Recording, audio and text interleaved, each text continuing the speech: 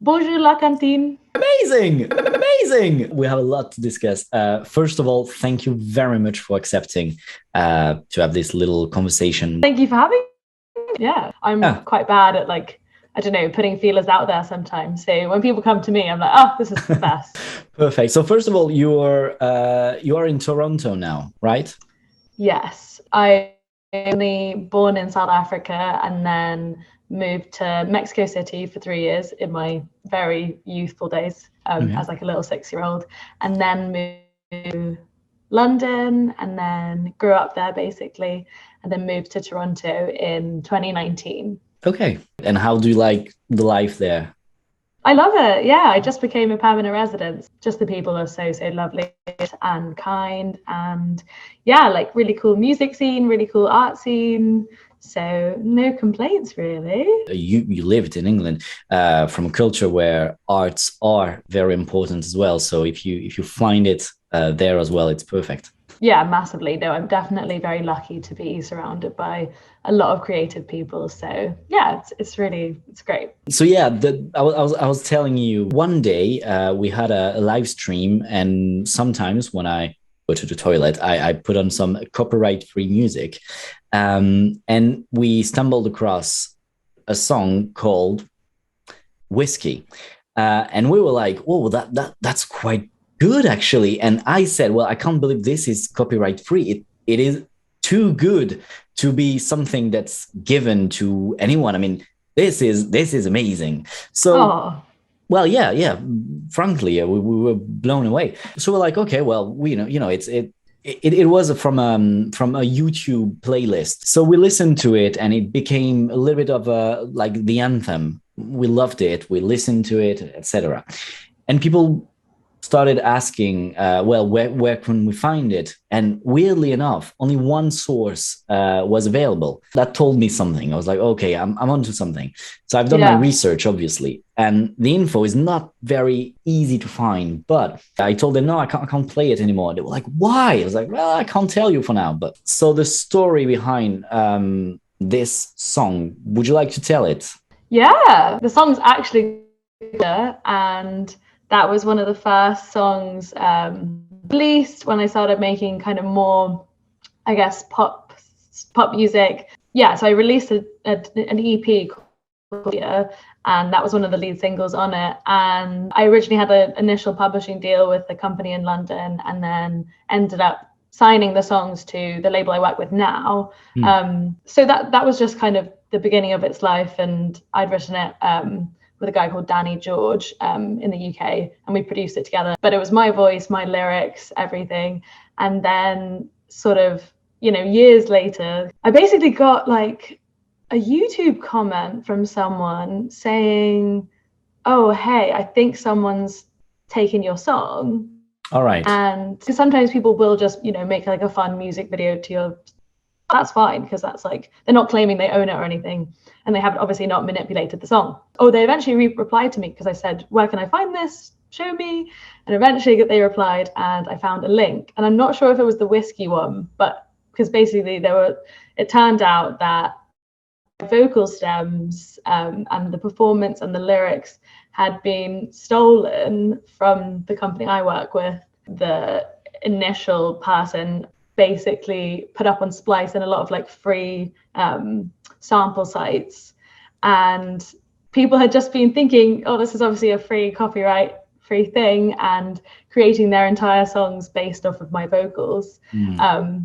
It's a weird combination between being angry but also very flattered, and Sure. sort of, I don't know, like I think the kind of concept of, how they say like good artists borrow, great artists steal. Yeah. And so I kind of am of that mentality, but I feel like when it is literally stealing the entire song, and obviously just like a few things changed, it feels maybe a bit more like a violation and less like a sort of genuine creative exercise, who I still don't know actually who genuinely stole it in the first place. So then I started to kind of go down this rabbit hole of finding so many versions of Rapture, but they Yeah. were called Whiskey, they were called crazy things. I had a lot of producers sort of reach out to me and say, Hmm. I'm so sorry, I didn't realize it was obviously not copyright free. etc. So, you know, reading through the comments, people are like, I love this song, as you say, and kind of just being like, it's not them, it's me. And I don't know. For some people, it was an honest mistake. And the thing was that people were making money and you were not, and it was your property. And that was not okay, actually. Yeah, they had several different versions of it that had loads and loads of streams, obviously YouTube views. I was quite shocked by just the sheer amount. I was almost like, I need that PR person for the actual song. Like, what the hell? If it was, you know, you were credited afterwards and be like, okay, well, it was an honest mistake and we stole it by accident, but here is the original artist. But it's not really how it's done within these playlists, and that's not very fair. I also use those sites as well, something like Splice, and you do just assume, oh, okay, if it's copyright free, then it's copyright free. Of course. So that's a very good lesson. And obviously, you know, producers in general, they want to use these. A lot of the time, it's easier to just take vocal stems from them. But I think now I'm very wary, and I also encourage people to try and, I guess, create original top lines, because this obviously can happen. I will be putting a link to Rapture, the original song that I love now. That's the one I listen to. I stopped listening to Whiskey or whatever. And you released 3 or 4 albums. Oh my gosh, I've kind of lost track. So I've done 2 EPs and 3 sort of full LPs. My most recent one is called Mal, and that was all self-produced. Okay, congrats.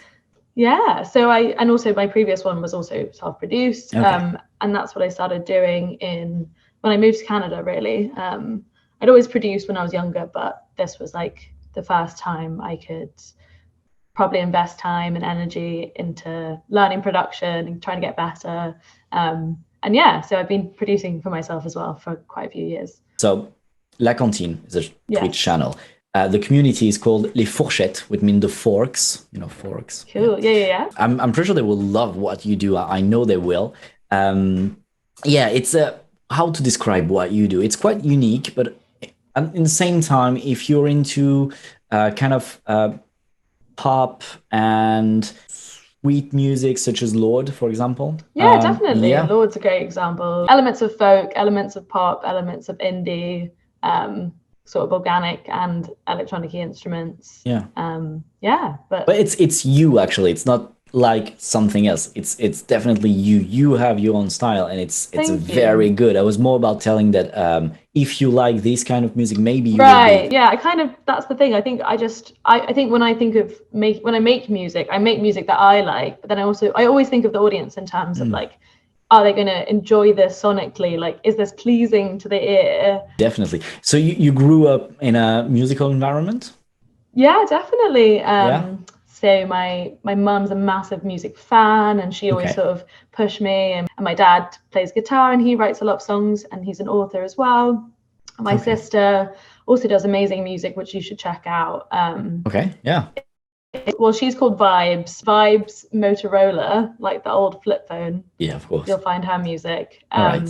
So she's very good as well. Yeah, just sort of surrounded by music growing up, and definitely encouraged to do creative things. We can feel it through your music that you grew up in that. I mean, within the same album, you can have a lot of different styles and different influences, which makes yours very unique. And that it's not something you can come up with just on the spot. It's something because it's in you, I think. Yeah. Thank you. That's so kind of you. I mean, that's what I hope. I guess you want to have a unique voice, and there's obviously so much music out there. So I think when you can be heard by anyone, it's obviously such a valuable thing to an artist like myself. And just really grateful when people, love what I've done.